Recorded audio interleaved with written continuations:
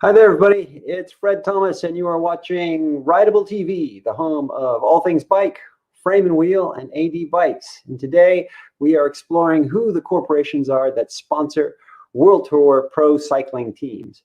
But before we do that, let me remind you that All Things Bike is a live stream talk show that explores the people, the organizations, and the culture of cycling. So if you have written a book, for example, about your cycling adventures and you want to talk about it, we are the perfect platform for that. Or maybe you're holding an event or you're going to ride around the world in your small chain ring and you want to get the word out. We are a platform for that. We'd love to have you on the show to discuss it. So now that you know about that, let's talk about the sponsors of the pro cycling teams that we're all watching on the Tour de France right now. You know, it's so exciting so far. The race, we're just at the end of the first week, and we've had just in drama. I can't believe it. You know, Mathieu van der Poel on these eye-watering attacks on the Mur de Bretagne, and Cavendish. He's won 2 sprints now. He's back just like old times. And who else? Julian Alaphilippe. I mean, he's just duking it out. The Tour, I think, has never been as exciting as this. And, I realized that I've been watching the Tour for so long, and all this time I had only the dimmest awareness of what the sponsors actually did. And when I took a closer look, I realized that I basically had no idea what the sponsors of these teams did. You know, who is Jumbo Visma, and what is a Bora-Hansgrohe, and would I know a Quebecer if I saw one, and should I talk to my doctor about Cofidis? I had no idea. And that's why I decided to do this. I've been thinking about it for a long time. Finally got time to take a closer look. And you know, it's interesting stuff. I like doing corporate research. I love to see how companies position themselves. I love marketing.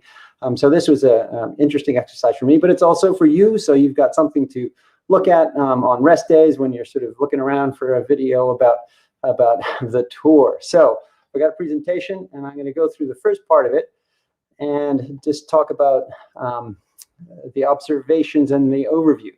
So who are they? Who are these corporations? Where are they from? What do they do? Is their message getting through?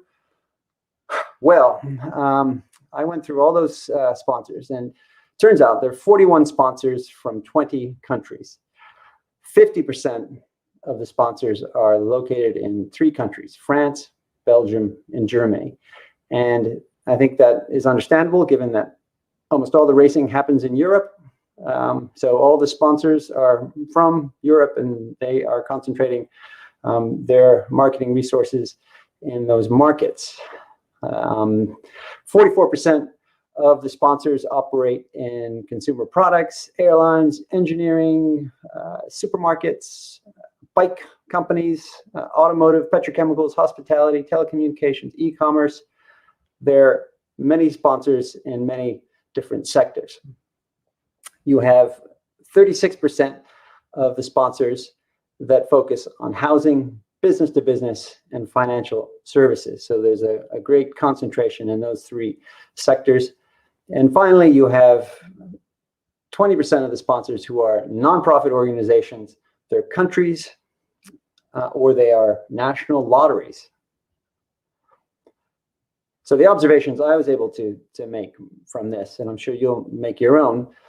First, there's a high concentration of French, Belgian, and German sponsors focusing, from the housing sector, B2B, and financial services. And those housing and financial services, those are sectors that are big and competitive, and so the sponsors need to be present.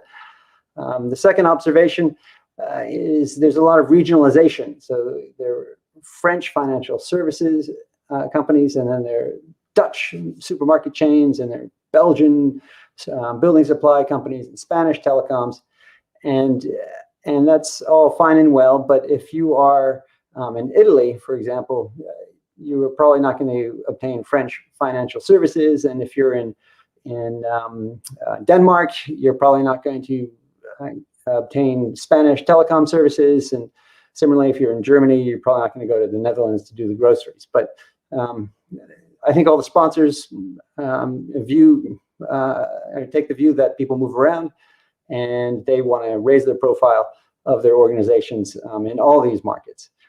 The third observation, which was fun to explore, is that some of these sponsors are really total mysteries. They're huge companies that you've never heard of. We have a sovereign wealth fund. There's a packaging machinery manufacturer. So it's the company that doesn't make the packaging. It makes the machines that makes the packaging. You have facilities management companies, engineering companies, huge companies that you as a consumer just would never really be on the lookout for. Some other observations that I noted include the fact that there are very few consumer product companies sponsoring teams, very few personal care product companies acting as sponsors. There's only one hospitality company, one telecommunications company, and one e-commerce company that have chosen to sponsor a pro cycling team.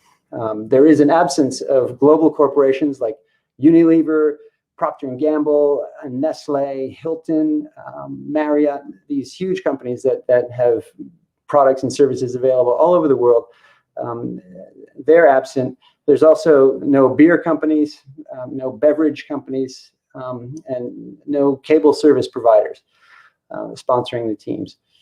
So that gives you a brief overview of what the sponsors are like, where they're from, what they're doing, and you can take a look at that. And also take a look at the playlist, and that's where you'll see more detailed videos about the teams. That's all for now. Talking to you again soon.